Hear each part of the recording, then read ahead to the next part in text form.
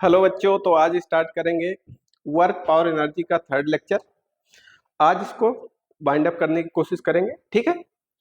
तो स्टार्ट करते हैं। जैसे मैंने वर्क खत्म किया था, आपका एनर्जी खत्म किया था, आज बात करेंगे पावर की। पावर को खत्म करने के बाद थोड़ा सा कुछ इसके न्यूमेरिकल्स की बात करेंगे, क्वेश्चंस की बात करेंगे। फिर एक टॉपिक आता है इसमें कोलिजन, उसको भी ज्यादा कोलिजन से क्वेश्चंस नहीं पूछे जाते हैं, बट एक बार देख लेंगे, थोड़ा सा समझ लेंगे, ठीक है। तो यहाँ पर अगर बात करें पावर की, ठीक। अब मैं यहाँ पर पावर से आपको कुछ चीजें समझाना चाहूंगा कि पावर, पहले थोड़ा सा मैं एक फार्मूला लिख देता हूँ पावर का कि क्या होता है, वहां से फिर आपको समझाने की कोशिश करूंगा, ठीक है। तो यहां से अगर बात करते हैं work done per unit time, work done per unit time, तो यहां से अगर बात करें work done per unit time is called power. किसी काम को कितने कम टाइम में आप करवा ले रहे हैं, उतनी ही ज्यादा उसकी पावर है, ठीक है। ये ध्यान रखिएगा। तो यहां से अगर मैं बात करता हूं, एक डायग्राम ये बना हुआ है, ये कोई एक मैन है, ये कहां स्टेयर्स में ऊपर जा रहा है, आराम से, मतलब एक प्रकार से स्लो मोशन में ऊपर जा रहा है, आराम से चढ़ रहा है, जीने पे आराम से चढ़ता हुआ जा रहा है। वहीं पर अगर मैं बात करता हूं, ये दूसरा बच्चा है, ये दूसरा मैन है, ये क्या कर रहा है, दौड़ करके जा रहा है। तो कम टाइम किसको कम लगेगा, टाइम अगर मैं यहां से बात करता हूं, अगर यहां से समझने की कोशिश करें, इनमें से दोनों में से टाइम किसको कम लगा होगा। जैसे एक मैन है जो कि रन कर रहा है, और एक मैन है जो कि आपका आराम से स्लो मोशन में है, ठीक है। तो यहां से अगर बात करें, जो रन कर रहा है उसको मान लेते हैं T1 टाइम लगा, और इसको मान लेते हैं T2 टाइम लगा, तो T2 is greater than T1 होगा, इसका मतलब ये हुआ। तो इसका मतलब अगर मैं यहां से बात करता हूं दोनों के लिए, तो P1 equal to work divided by T1, ये कह सकता हूं। और यहां से अगर मैं बात करता हूं, तो वर्क डिवाइडेड बाई T2, और यहां से ये हो गया आपका P2। अगर ये टाइम ज्यादा है, ये टाइम, मैं वर्क दोनों का सेम मान लेता हूं, क्योंकि सेम दोनों को कहां चढ़ करके जाना है, ऊपर पहुंचना है, दोनों को सेम जगह पे पहुंचना है, तो दोनों ने वर्क सेम करवाया होगा, तो वर्क दोनों का सेम हो गया। तो जिसका टाइम कम होगा उसकी पावर क्या होगी, ज्यादा होगी। मतलब जिसको कम टाइम लगेगा उसका पावर क्या हो जाएगा, ज्यादा हो जाएगा, वो ज्यादा पावरफुल हो जाएगा। तो यही स्टेटमेंट कहना चाह रहा था। तो यहां से जो चीजें समझने की कोशिश करना है वो मैं आपको समझा देता हूं, ठीक है। यहां से अगर बात करें तो लिखा हुआ है power, what is difference in walking and running up the stairs. अब देखिए वही वाली कंडीशन आ गई दोनों में, कि एक चल करके जा रहा है, रन कर रहा है, और एक दौड़ रहा है, मतलब एक रन कर रहा है और एक वॉक कर रहा है, चलते हुए जा रहा है। तो दोनों में डिफरेंस क्या हुआ, जो वॉक करेगा उसको टाइम ज्यादा लगा होगा, और जो दौड़ रहा है उसके अंदर पावर ज्यादा है, तभी तो वो दौड़ पा रहा है, ठीक है। जैसे हम ही लोग थक जाते हैं तो आराम से चलते हैं, जब तक हमारे पास एनर्जी ज्यादा होती है तो हम दौड़ लगाते हैं, वही बात हो गई। तो यहां पर कह रखा है, in both walking and running up the stairs work done is same, दोनों का वर्क डन तो सेम होगा। The difference between walking and running up these stairs is power. जबकि क्या डिफरेंट होगा, पावर डिफरेंट होगी, वॉक करने वाले की और दौड़ने वाले की। और कैसे डिफरेंट होगी वो मैंने उधर आपको समझा दिया, कि जिसको कम टाइम लगेगा, क्योंकि वर्क दोनों को सेम करना है, सेम पॉइंट पे पहुंचना है, ठीक है, यही बात तो हुई थी, ठीक है।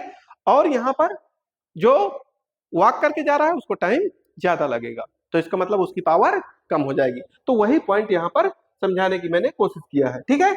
नेक्स्ट अगर मैं बात करता हूं वर्क, उसका फार्मूला, अगर बात करें पावर का, फार्मूले की बात कर लेते हैं। The rate at which work is done और energy is transferred is called power. अभी जो मैंने बताया था work done per unit time, वही बात यहाँ पर भी लिखी हुई है, वही सेम चीज है, ठीक है। तो यहाँ से वही चीज लिखी हुई है, ये यहाँ पर फार्मूला भी बना के दे दिया है आपको, समझने की कोशिश करते हैं इसको। Average power, total work done divided by total time, ये फार्मूला आ गया, ठीक है। अगर मैं यहाँ पर बात करता हूँ इंस्टेंटेनियस, इंस्टेंटेनियस का मतलब बहुत कम टाइम में बहुत कम वर्क करवाएगा, इंस्टेंटेनियस का मतलब ये होता है। तो यहाँ से कुछ चीजें चेंज किया है उसने, तो यहाँ से एक फार्मूला और आ जाता है, P इक्वल टू क्या हो जाएगा, अगर बात करता हूँ F into D S over D T, ये निकल करके आएगा। तो P इक्वल टू हो जाएगा आपका F डिस्प्लेसमेंट ओवर टाइम क्या हो जाएगा, वेलोसिटी। तो एक फार्मूला कभी कभी ये भी बन जाता है। यहीं से अगर मैं यूनिट की बात करता हूं तो यूनिट को समझने की कोशिश कर लेते हैं कि यूनिट क्या होगी। ठीक है, तो यहां से जैसे वर्क की यूनिट क्या होती है, जूल होती है, और टाइम की यूनिट क्या होती है, सेकंड होती है। तो जूल पर सेकंड, और इसी को कह देते हैं वाट। तो जनरली आप डे टू डे लाइफ में सब जगह पावर की बात करते हैं। जैसे आप कोई छोटा सा एलईडी लेने जाते हैं तो वहां पर भी बात करते हैं कि कितने वाट का है। आप इनडायरेक्टली उसकी पावर पूछ रहे होते हैं कि वो कितनी लाइट को स्प्रेड कर पाएगा, कितनी एनर्जी को ट्रांसफर कर पाएगा। अभी पीछे लिखा था, यहीं पर लिखा हुआ ट्रांसफॉर्म, कितनी इलेक्ट्रिसिटी को, इलेक्ट्रिकल एनर्जी को वो लाइट एनर्जी में ट्रांसफर कर पाएगा विद टाइम, टाइम के रिस्पेक्ट में, ये ध्यान रखिएगा। ठीक है, तो जब 7 वाट का होगा वो कम लाइट स्प्रेड कर रहा होगा, वहीं पर अगर 15 वाट का लगा देता हूं ज्यादा लाइट स्प्रेड कर रहा होगा, ज्यादा फोकस कर रहा होगा ना। तो यही तो वाट का डिफरेंस होता है, यही ज्यादा वाट मतलब ज्यादा पावर है उसकी, कम वाट मतलब कम पावर है उसकी। तो जनरली आप कोई भी छोटा सा एलईडी लेने जाते हैं तब भी तो आप पूछते हैं कितने वाट का है। अब और मशीन्स में बात कर लेते हैं, हार्स पावर में बात करते हैं।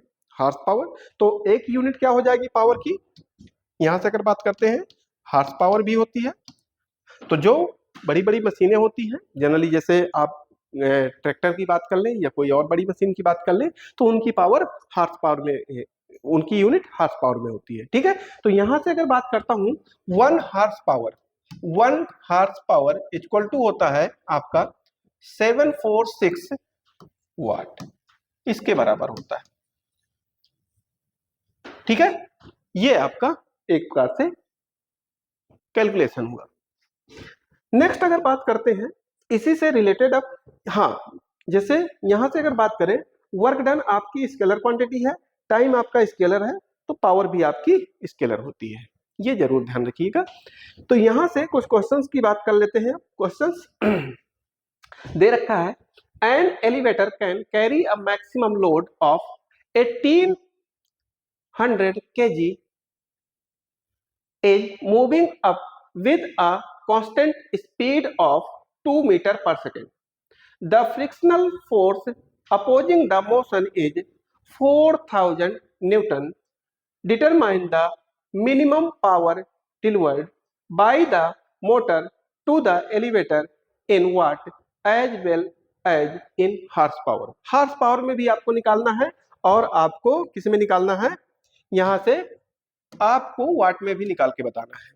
ठीक है, तो अगर मैं यहां से बात कर रहा हूं, ये कोई एलिवेटर है, ऊपर की तरफ ले जा रहा है, इस चीज को ये ध्यान रखिएगा, ऊपर की तरफ ले जा रहा है, और कितनी स्पीड से ले जा रहा है, इस स्पीड से ले जा रहा है, और कितना फोर्स उसमें लग रहा है जो कि उसको अपोज कर रहा है, 400 न्यूटन का एक प्रकार से जो फोर्स है वो आपको अपोज कर रहा है। तो इसको अपोज करने वाले फोर्स को ही तो एक प्रकार से लगाना है, यही तो करना है। तो अब यहां से अगर मैं बात करूं तो आपका पावर का फॉर्मूला आ जाएगा, अगर मैं बात करूं अभी पढ़ा था F इंटू डी, डायरेक्टली आप ये फॉर्मूला लगाइए और आंसर ले लीजिए। इतना आसान क्वेश्चन है, जब पढ़ रहे हैं तो बड़ा डेंजर टाइप का लग रहा है, इसका यहाँ पर कोई यूज नहीं है, यहाँ इसमें न फंस जाइएगा। आपको वेलोसिटी दे रखा है और आपको क्या दे रखा है, पावर दे रखा है, जो आपको मतलब आपको फोर्स दे रखा है जो अपोज कर रहा है। तो जो अपोज कर रहा है उसी को तो हमें ऊपर ले जाना है, उतने ही फोर्स से, उतना ही तो वो अपोज करने वाला। जैसे मैं चढ़ रहा था तो मेरा वेट ही तो नीचे की तरफ काम कर रहा था, तो मैं उसी अपने वेट को ही तो ऊपर ले जाकर काम करवा रहा था। तो वही अपोजिंग फोर्स जो है उतना ही तो मुझे एक प्रकार से फोर्स लगाना पड़ेगा ऊपर ऊपर ले जाने के लिए। तो क्या हो जाएगा, एफ और बी आपको दे रखा है, यहां से आप इसका डायरेक्टली आंसर निकाल लेंगे। इतना ये इसमें क्या होता है, ज्यादातर लोग ये क्वेश्चन को गलत करके आते हैं, क्योंकि यहाँ पर ढूंढने लगते हैं, हाँ क्या बात कर रहे हो, वर्क है, टाइम आपका कहाँ, यहाँ तो कहीं नहीं दिख रहा है कि कितने टाइम में बात कर रहा है। तो जब तक आपको ये फॉर्मूला नहीं पता होगा तब तक आप नहीं कर पाएंगे। ठीक है, तो ये ध्यान रखना पड़ेगा। नेक्स्ट अगर मैं बात करता हूं अब कुछ एनर्जी से रिलेटेड भी क्वेश्चन करेंगे। यहाँ पर मैं आज क्वेश्चन लेकर के आया हूँ, तो और कुछ वर्क के भी यहाँ पर होंगे। A person hold a bucket of weight 60 newton. कोई एक पर्सन है, एक मैन है, एक बकेट लिया है जिसका वेट कितना है, अगर बात करें 60 न्यूटन है, 60 न्यूटन का वेट है, ठीक है। Walk 7 metre along the horizontal path है, यहां से 7 मीटर किसी हॉरिजेंटल पाथ पे जा रहा है, horizontal path, and then climb up and vertical distance of 5 metre, और यहां से कितना 5 मीटर ऊपर जा रहा है, ध्यान रखिएगा। तो कह रखा है the work done by the man is, अब समझिएगा, यहां से अगर मैं बात करूं तो ये वेट डाउनवर्ड डायरेक्शन में ऑलवेज काम कर रहा होगा, ध्यान रखिएगा। यहां से जब हॉरिजॉन्टल डायरेक्शन में जा रहा है, हॉरिजॉन्टल डायरेक्शन में, तो यहां से क्या हो जाएगा 90 डिग्री का एंगल बनेगा। तो यहां से यहां तक में क्या हो जाएगा भैया, वर्क का फॉर्मूला अगर मैं बात करता हूं, वर्क इक्वल टू क्या होता है, एफ एस कॉस थीटा, यही तो होता था। तो यहां पर 90 डिग्री के कारण यहां तक तो वर्क डन की वैल्यू क्या हो गई, 0 हो गई। अब ऊपर की तरफ जा रहा है तो वेट डाउनवर्ड डायरेक्शन में काम कर रहा है, तो अगर मैं यहां से बात करता हूं तो वर्क इक्वल टू क्या हो जाएगा, एफ एस कॉस थीटा, ये भी हो जाएगा। तो ये थीटा क्योंकि यहाँ 90 डिग्री बन रहा है, इसके कारण से इसको कह सकता हूँ W1 और W2। तो यहां से अगर बात करूं तो W इक्वल टू क्या हो जाएगा, W1 प्लस का W2। तो हॉरिजॉन्टल जब रन करता है और डाउनवर्ड डायरेक्शन काम करता है तो ये तो 0 हो जाएगा, कोई मतलब नहीं हुआ। यहां से अगर बात करें तो ये क्या हो जाएगा, आपका कितना वेट है 60 है, कितना जा रहा है 5 जा रहा है, और यहां से क्या है आपका -1 आ जाएगा क्योंकि 180 बन जाएगा। तो यहां से अगर मल्टीप्लाई करूं तो 300 न्यूटन इंटू मीटर आ रहा है। अब यहाँ पर साइन की बात आती है तो कोई दिक्कत नहीं, साइन का इतना बड़ा महत्व नहीं यहाँ पर रखना है, आप इसको टिक कर सकते हैं, ठीक है। ये ना समझिएगा, अगर यहाँ पर दो ऑप्शन दिए होता है, एक -300 और एक +300, तो फिर माइनस वाले को टिक करने में जाता। ये आपको समझना पड़ेगा थोड़ा सा, आपके लेवल के क्वेश्चंस का मतलब यही हुआ, ठीक है। यहां से अगर मैं बात करूं नेक्स्ट क्वेश्चन की,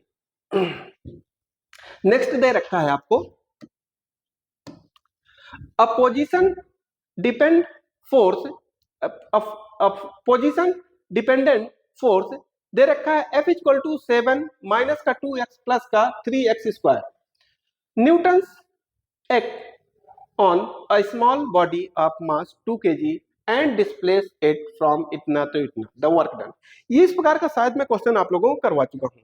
तो यहां से अगर बात करें, जैसे जैसे डिस्प्लेसमेंट वेरी करेगा वैसे वैसे आपका वर्क भी वेरी करेगा। तो F इंटू ds, बहुत छोटा सा ले लिया, या dx लिख देते हैं, कोई दिक्कत नहीं है। तो यहां से अगर बात करते हैं, मुझे 0 से W वर्क करवाना है, तो यहां से क्या हो जाएगा, ये कह सकते हैं वेरिएबल फोर्स है, ठीक है, वेरिएबल फोर्स है। तो यहां से क्या हो जाएगा F इंटू dx, और कहां से x1 से x2 डायरेक्टली लगा दूंगा। आई थिंक मैं इस प्रकार का क्वेश्चन पीछे करवा चुका हूं, इस कारण से मैं डायरेक्टली रख रहा हूं।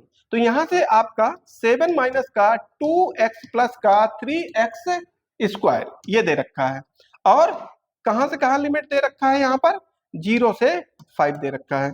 इंटीग्रेट किया और लिमिट पुटअप कर दिया, तो ये क्या आ जाएगा 7x आ जाएगा, और ये क्या आ जाएगा x स्क्वायर आ जाएगा, और ये क्या आ जाएगा प्लस का x क्यूब आ जाएगा। आपको इंटीग्रेशन आता ही होगा, मुझे इतना समझाने की बात नहीं है। 5 से ये, अब आप सोच रहे होंगे 2 और 3, अरे भैया डिवाइडेड 2 यहाँ पर भी, यहाँ पर डिवाइडेड बाय 2 आएगा, 2 मल्टीप्लाई का काट दिया, यहाँ पर 3 है, 3 यहाँ पर आएगा, डिवाइड बाय 3 आएगा, कट जाएगा, वो मैं ज्यादा डिटेल में बात नहीं कर रहा।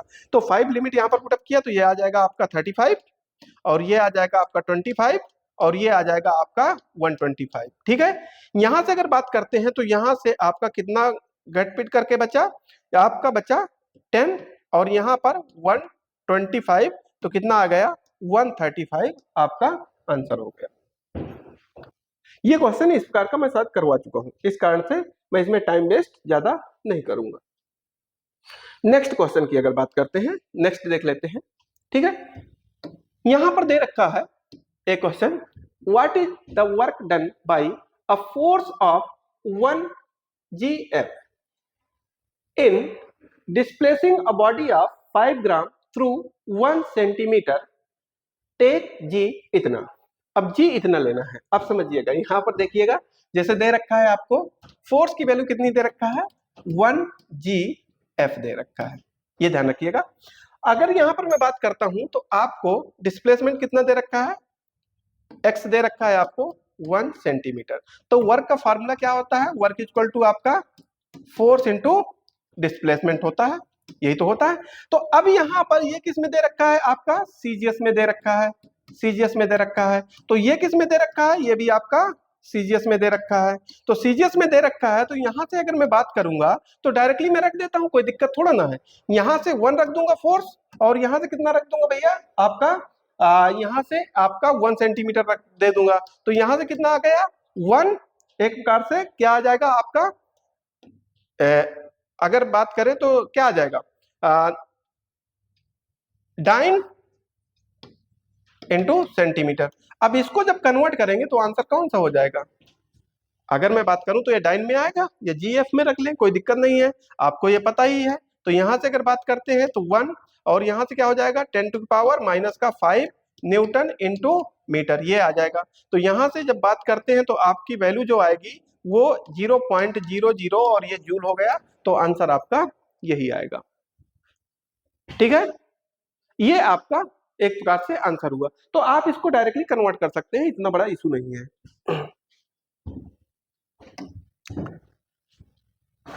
नेक्स्ट क्वेश्चन की अगर मैं बात करता हूं, नेक्स्ट दे रखा है an engine pumps up 100 kg of water through a height of 10 metre in 5 second, given that the efficiency of the engine is इतना, what is the power of the engine। अब यहां से अगर बात करते हैं, इंजन की इफिशियंसी कितनी दे रखा है, इतनी दे रखा है, ठीक। और यहां से अगर बात करें, आपका ये दे रखा है 60% का इफिशियंट है। तो इस क्वेश्चन को अभी थोड़ा सा बाद में करेंगे, पहले नेक्स्ट क्वेश्चन की बात कर लेते हैं, ये क्वेश्चन थोड़ा सा बाद में करेंगे, ठीक है। An engine pumps out 40 kg of water in 1 second, then in 1 second the water comes out vertically upward with a velocity of इतना, तो what is the power of engine in kilowatt। अच्छा, यहां पर ध्यान रखिएगा, थोड़ा सा प्रिंटिंग मिस्टेक हो गई है, तो उसको समझने की कोशिश करिएगा। यहां पर द लिखा हुआ है,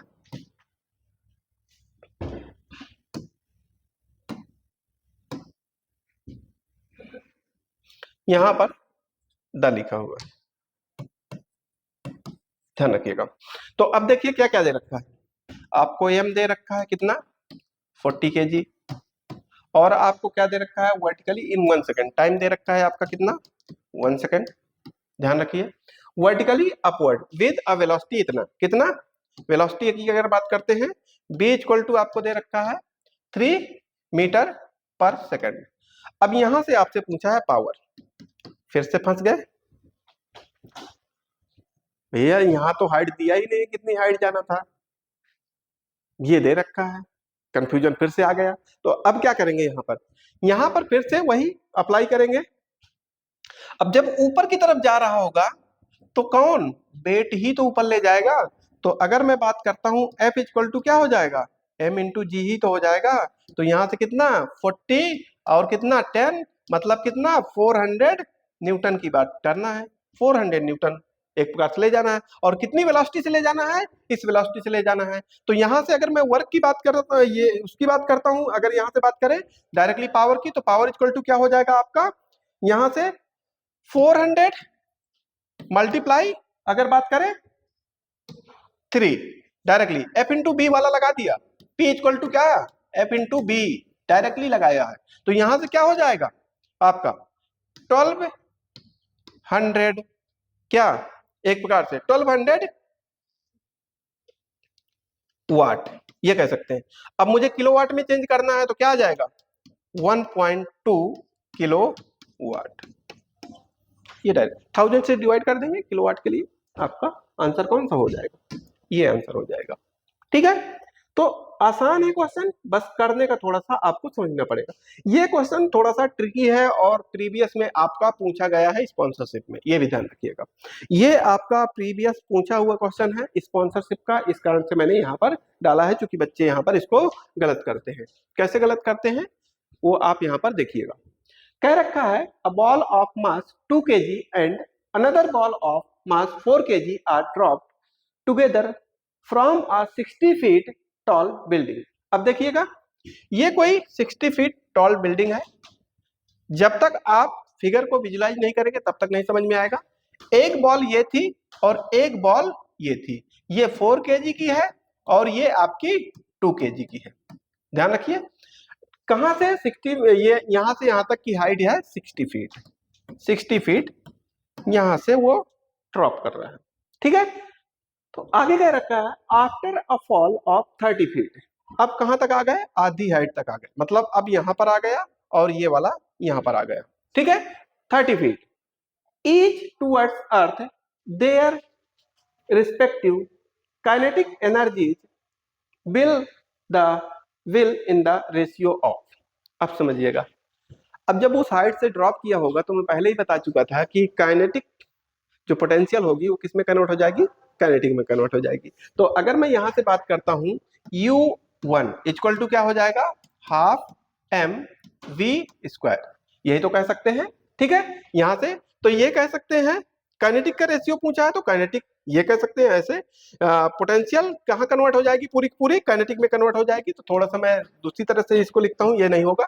यहां से कह सकते हैं K1 इक्वल टू U1 और K2 इक्वल टू क्या हो जाएगा, U2, यही तो हो जाएगा। भाई पहली बॉडी जो है इसकी काइनेटिक जो पोटेंशियल एनर्जी है किस में कन्वर्ट हो जाएगी, यहां तक आने में काइनेटिक में कन्वर्ट हो जाएगी। और जो दूसरी है दूसरी बॉडी उसकी भी क्या हो जाएगी, यहां तक काइनेटिक में। तो यहां से क्या हो जाएगा K1 डिवाइडेड बाई K2 और यहां से mgh1 डिवाइडेड बाई mgh2 तो m2। तो यहां से g से g कैंसिल आउट हो जाएगा। h दोनों कितना नीचे आए हैं, 30 फीट ही तो नीचे आए हैं, तो h भी तो दोनों का सेम है, तो ये भी कट गया। तो यहां से K1 divided by K2 equal to क्या आ जाएगा, 2 डिवाइडेड बाई 4 मतलब 1 डिवाइडेड बाई 2, तो 1:2 आंसर सही हो जाएगा। अब यहां पर बच्चे गलती क्या करता है, वो गलती करने की बात बताता हूं। वो सोचता है जो 2 kg वाला है वो कम टाइम में आ गया होगा और जो 4 kg वाला है वो 2 kg वाला है वो थोड़ा लेट आया होगा, जो 4 kg वाला है वो जल्दी आ गया होगा। तो सोचने लगता है, सोचना नहीं है आपको। डायरेक्टली क्वेश्चन में उसने क्या कहा है कि 30 फीट जब नीचे पहुंच जाते हैं तो काइनेटिक एनर्जी का रेशियो आपको बताना है।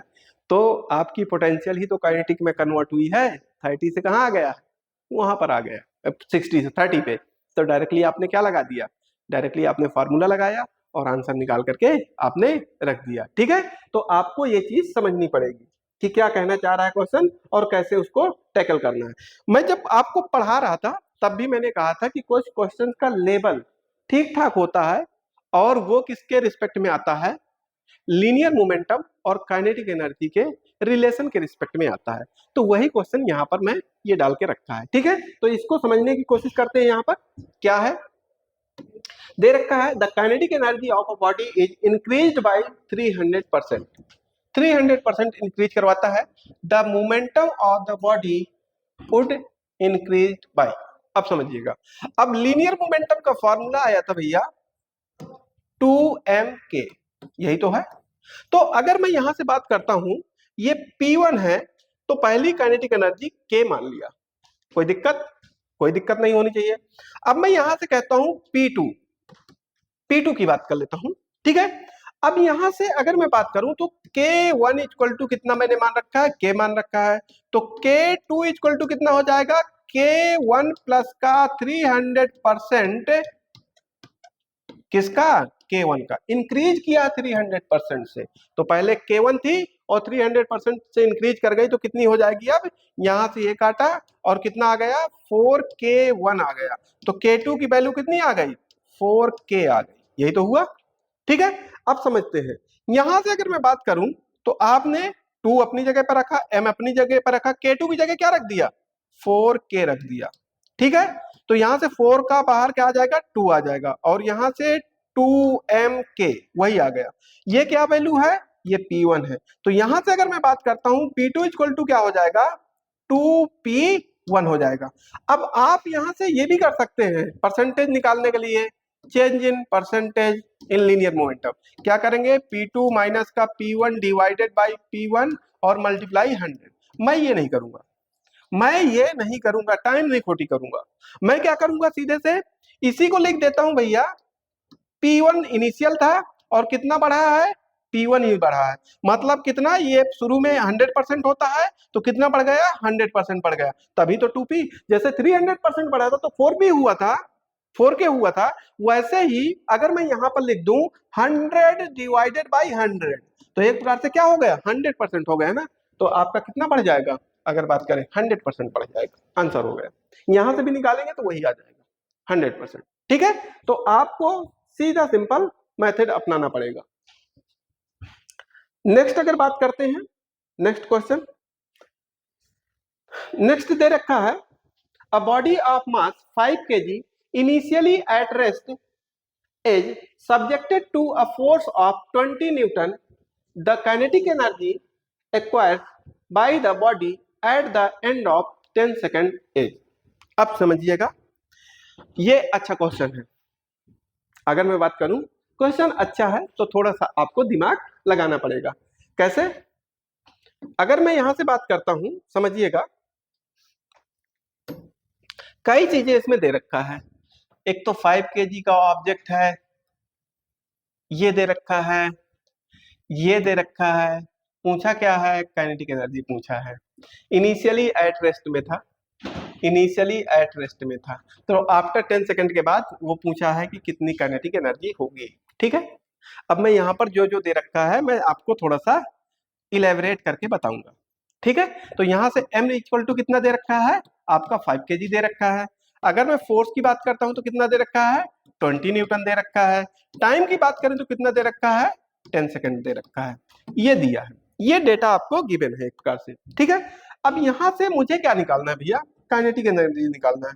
अब मैं यहां से देख रहा हूं कि काइनेटिक एनर्जी में तो ये कुछ भी नहीं मिल रहा है यार, बड़ी दिक्कत वाली बात आ गई, बड़ी प्रॉब्लम वाली बात आ गई। ठीक है, तो अब क्या करूंगा, फिर वही सिंपल सी बात, क्या आपका कर क्या सकते हैं, इसमें कुछ भी नहीं किया जा सकता है, समस्या है। तो अगर मैं यहां से बात करता हूं, अगर डिस्प्लेसमेंट भी दिए होता तो अच्छी बात होती। तो मैं यहां से आपको यू तो दे रखा है ना कि इनिशियल वेलोसिटी आपकी 0 है, रेस्ट से स्टार्ट हो रहा है, तो निकालिए ना कुछ। यहां से क्या हो जाएगा, b equal to u plus का 80। अरे अब ए नहीं दे रखा, समस्या यहां पर आ गई। अरे भैया कहाँ बात फंसे हुए हो, यहां से क्या करेंगे आपका, या डायरेक्टली मैं ये भी कर सकता हूं, ये ना रखूं तब भी आंसर आ जाएगा। मुझे अगर समझ रहे हो कि ए निकालना पड़ेगा, ना भी निकालो तब भी आपका आंसर आ सकता है, बट हम निकाल लेंगे।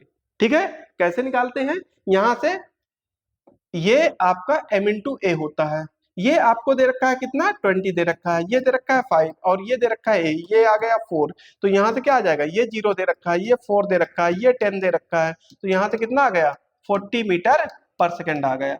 अब आपके सामने आ गया, वेलोसिटी आ गया, मास आ गया। अब आप कहेंगे k इक्वल टू क्या हो गया, हाफ m v स्क्वायर, ये आया। यहां से डायरेक्टली आप क्या करेंगे, निकाल सकते हैं।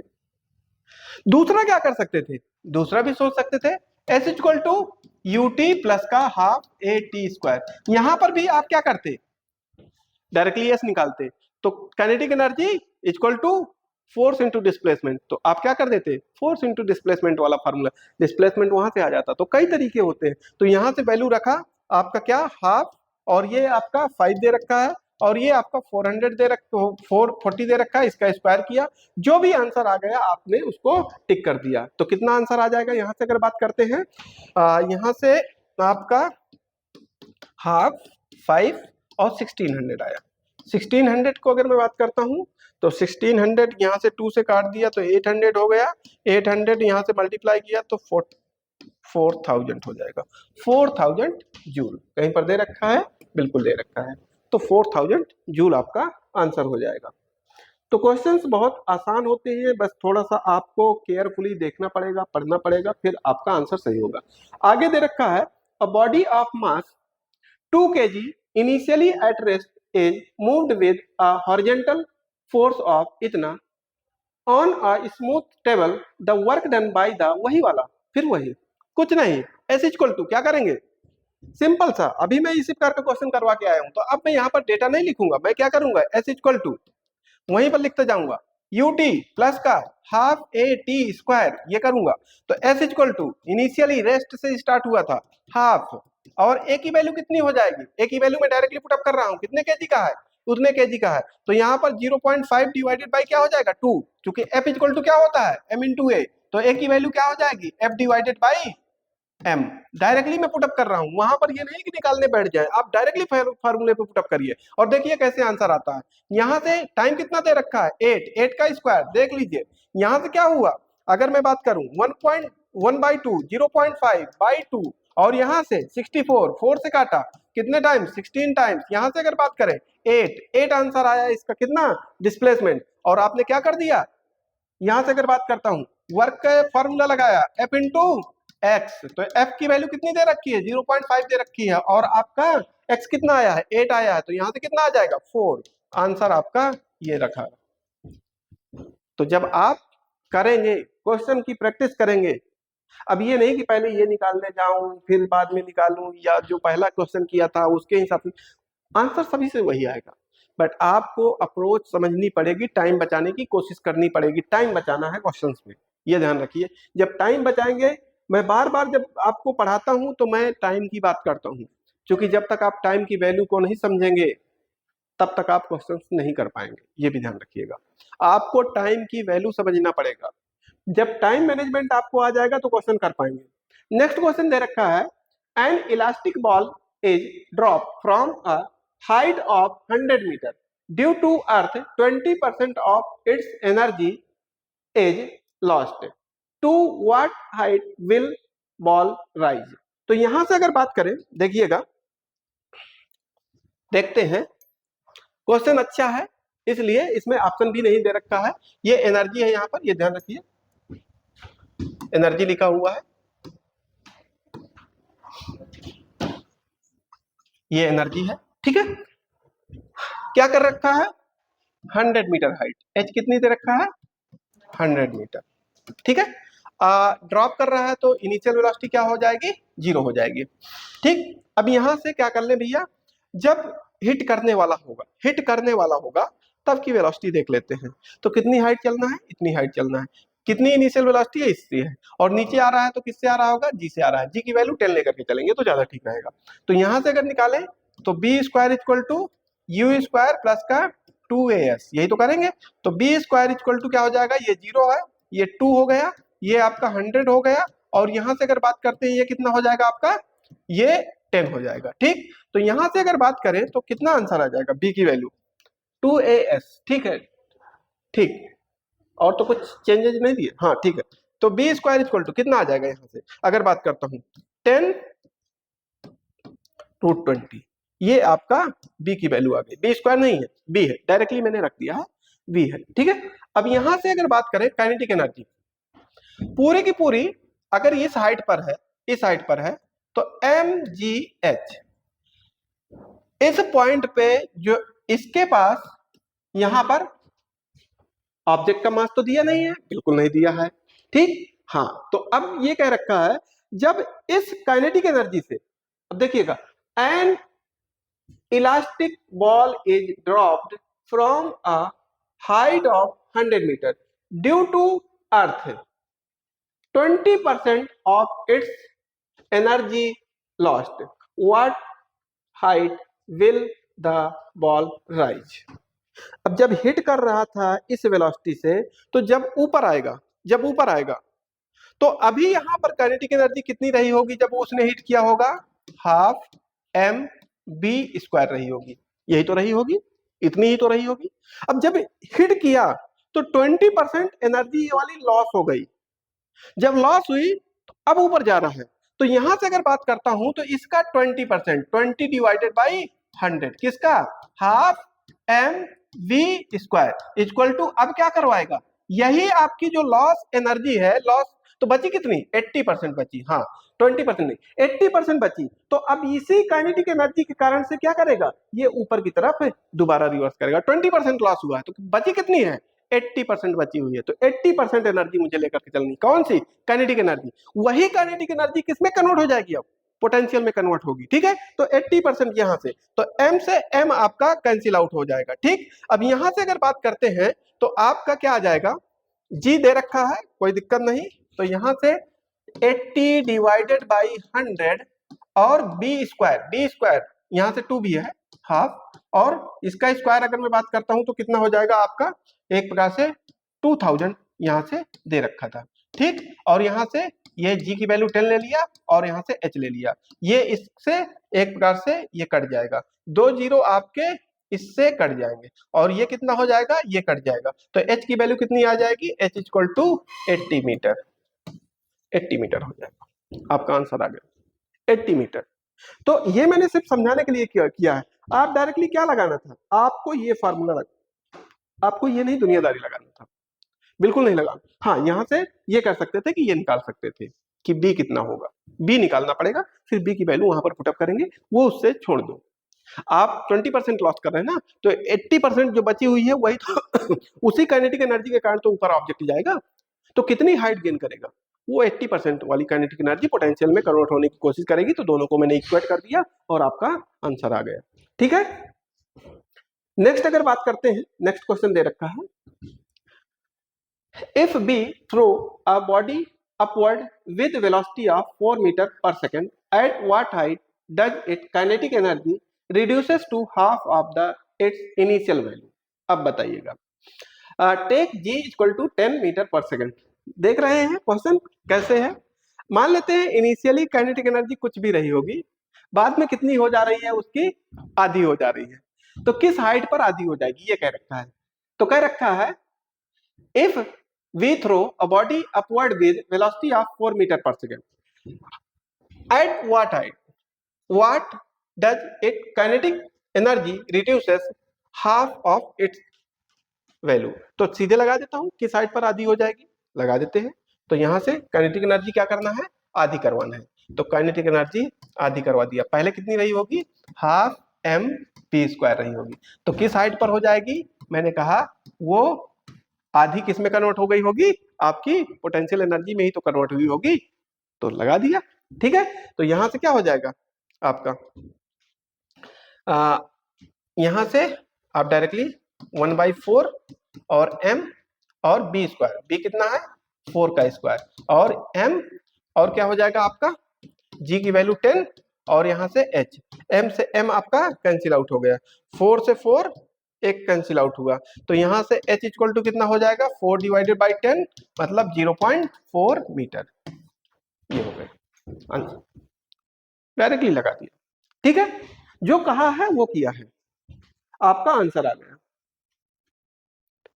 नेक्स्ट क्वेश्चन दे रखा है, a ball is allowed to fall from a height of 10 metre if there is 40% loss of energy due to impact, then after one impact ball will go up. फिर वही 60% बची ना, 60%। अब यहां से अगर बात करते हैं वही a ball is allowed to fall from a height इतना, तो वहां से गिराया किसके कारण से आई थी, आप अगर बात करते हैं डायरेक्टली, अब मैं लगाता हूं यहां पर।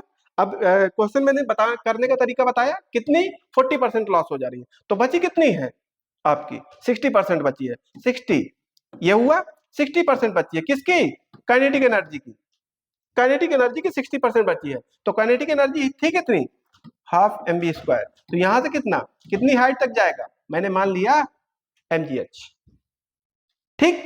तो यहां से अगर बात करते हैं 60 डिवाइडेड बाई 100, अब आप यहां सोच रहे होंगे हाफ m और b स्क्वायर की जगह मैं क्या लिख देता हूं डायरेक्टली, 2as मतलब 2gh, ये लिख देता हूं डायरेक्टली, ठीक है। यहां से क्या हो जाएगा mgh, इनिशियली अगर मैं बात करता हूं h कितना था, 10 था, तो यहां पर ये h डैश मान लेते हैं, यहां पर ये भी कह सकते हैं एच एच रखा रहे, कोई दिक्कत नहीं है, कट जाए, मुझे हाइट ही निकालना है ना, h डैश, हाँ ठीक है।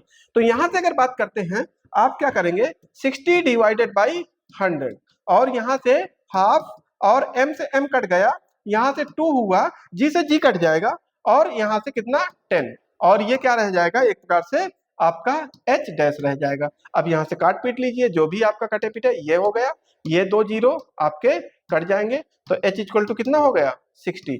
अब एक क्वेश्चन देखा होगा, एक अगर आपने ध्यान से दिया होगा, क्या इस प्रकार के क्वेश्चन को कैलकुलेट करने की जरूरत है? नहीं है। अगर आपने पहले भी देखा हो, जब 20% लॉस हो रहा था 100 का तो 80 ही तो बच रहा था, ठीक है। 100 का 20% निकाल दीजिए, कितना बचेगा? 80 ही तो बचेगा। 10 का 40% निकाल दीजिए तो कितना बचेगा? 6 ही तो बचेगा। तो अब आपको क्वेश्चन जब आपने कर लिया, मैंने वहां पर क्यों नहीं बताया शॉर्टकट, मैं आपको ये बताना चाह रहा था कि पहले आप क्वेश्चन करने की कोशिश करिए, फिर बाद में उसको समझिए ना। तो आप डायरेक्टली याद रखिए, आप इसको कैलकुलेट नहीं करना। फिर वही बात आई, मैंने कहा टाइम बचाइए। जब टाइम बचाएंगे तो कुछ क्वेश्चन ऐसे भी आएंगे जो आपको कैलकुलेट ही करने पड़ेंगे।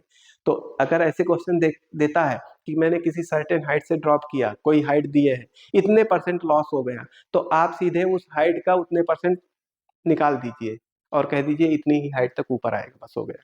जैसे पहले में 100% दे रखा था तो 20% लॉस कह रखा था, तो 100 का 20% निकाला, 20 आया, 20 100 में माइनस किया, 80 आ गया, तो आंसर 80 आया था। यहाँ पर 10 दे रखा है, 10 देने के बाद क्या किया उसने, डायरेक्टली 40% लॉस किया, तो 10 का 40% निकालूंगा तो आपका 4 आएगा, 10 में 4 माइनस करूंगा तो 6 आएगा, तो 6 मीटर देखो आया आंसर।